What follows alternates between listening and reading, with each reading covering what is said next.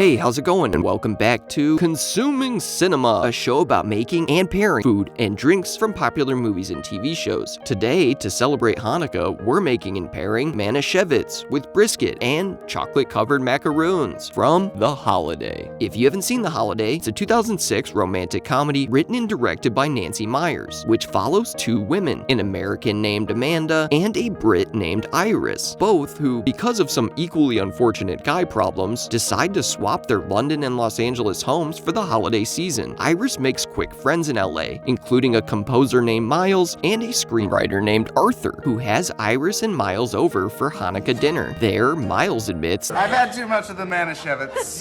I'm gonna have to be cut off." But what to pair with our Manischewitz? The brisket was great, and those chocolate-covered macaroons, delectable. But before we make our macaroons, we're first gonna start our brisket, which starts with brisket, of course. This is a 4-pound kosher brisket that I got from my local kosher butcher. The cut you are looking for is called a first cut or flat cut brisket. Ideally, you want one with a good bit of fat cap on it, because when you start cooking your brisket fat side down in a cold stainless steel roasting pan, you want the fat from the brisket to render out enough to cook it, but mine did not. If you notice that your pan is starting to smoke, just add a little more fat, either in the form of some oil, some butter, or in my case, schmaltz. If you're not familiar with schmaltz, it's rendered chicken fat that's used in place of butter in kosher cooking. And after all, it wouldn't be a rom-com without a little schmaltz. While this first side browns, cover the other side with a bit of kosher salt before flipping that brisket over to brown the other side. And while that does, we'll go ahead and salt the first side as well. And after our second side of our brisket browns, we'll remove it from the roasting pan and let it rest. Then to that excess fat, we'll add 5 onions cut into long strips, which we'll start to saute and allow to soften. And to aid in that caramelization, we'll add some salt as well as some brown sugar. And as our onions soften, I want to mention that I've never actually made this kind of brisket before, and this brisket recipe comes courtesy of the one and only Babish, whose video you can watch here. And once our onions have softened and turned a lovely golden brown, we are now going to add 4 carrots cut into relatively thick slices, as well as 4 stalks of celery also chopped, followed by 4 cloves of garlic, as well as some tomato paste. Then we'll stir this all together, allowing that tomato paste to cook out a bit. Then we're going to add a thickener in the form of 2 tablespoons of all-purpose flour. And if you want to keep this kosher, use potato flour instead. Speaking of kosher, after we mix in our flour, we will then turn the heat up slightly and deglaze with a cup of red wine. In my case, this kosher Cabernet Sauvignon. Then we'll stir that in and allow the wine to cook out a little before then adding 2 cups of beef broth and stirring that in as well. We'll then add a cup of ketchup as well as a tablespoon of Dijon mustard and mix that in addition to a 14-ounce can of crushed tomatoes, after which we'll add some white wine vinegar in addition to a few bay leaves. And here's my lovely fiance Bailey to add those bay leaves. Look at that form, that technique. Next, we'll season this with some smoked paprika as well as a bit of cayenne pepper as well as some black pepper. And after adding a bit more mustard, I then added a few sprigs of fresh thyme, which we'll stir in before then grabbing our brisket and nestling it into the bed of sauce. Then we'll cover our roasting pan tightly with tin foil before transferring our brisket to a 300-degree oven for 4 hours. And while our brisket braises in the oven, we're now going to start our chocolate-covered macaroons. And macaroons, for some, might be easily confused with macarons. These guys here, which are a classic French confection and a food that we'll get to at a later date. But today, we're making macaroons. Our macaroons begin with 1 bag of sweetened shredded coconut. You want to make sure it's the sweetened kind and not the regular coconut flakes, as it helps the macaroons stay together. Add our coconut to our bowl, followed by a can of sweetened condensed milk, and we'll go ahead and stir that in. Next, we're going to add a little bit of salt, as well as a teaspoon of vanilla extract, and mix that all together. Before we finish these macaroons, I want to mention that this recipe comes courtesy of Preppy Kitchen, whose video you can watch here. Next, we're going to need 2 egg whites, and we want to whip these egg whites with a hand mixer until they reach stiff peaks, kind of like what we did with our eggnog 2 Christmases ago. I added just a little bit of sugar as well, and you'll know your peaks are stiff enough when you can turn that bowl over without anything falling out. Now we want to fold these egg whites into our coconut mix, which we want to do in small portions at a time. Gently fold those egg whites as Bailey mass masterfully demonstrates here. Next, we're going to form our macaroons, for which you'll need a melon baller, and since I'm apparently inept at using said melon baller, Bailey took over and did the majority of the scooping, although I did get a little better at it. And once these macaroons are all scooped and set on a sill mat or parchment lined baking sheet, transfer these macaroons into a 325-degree oven for 20 to 25 minutes. And when those macaroons are all finished, they'll be a beautiful golden brown with some nice crispy tops. But before we finish those macaroons, we're now going to remove our brisket from the oven. And when we unveil it, it should look and smell absolutely spectacular. Now we're going to transfer the brisket itself to another dish before then removing the bay leaves and the thyme sprigs and transferring the sauce into its own separate container or containers, which will then, along with the brisket, move to the fridge overnight. Because when we remove the sauce from the fridge, it makes it much easier to scoop off excess fat, which I didn't really have that much of. What the overnight method also helps with is slicing the brisket, which, like we always do, we want to do against the grain, cutting the brisket into thin slices like so. And after our brisket is all sliced, we are now going to transfer it to another baking dish. But first, we're going to add a layer of sauce to the bottom of that dish, after which we'll transfer that brisket to the baking dish and fan out the slices like so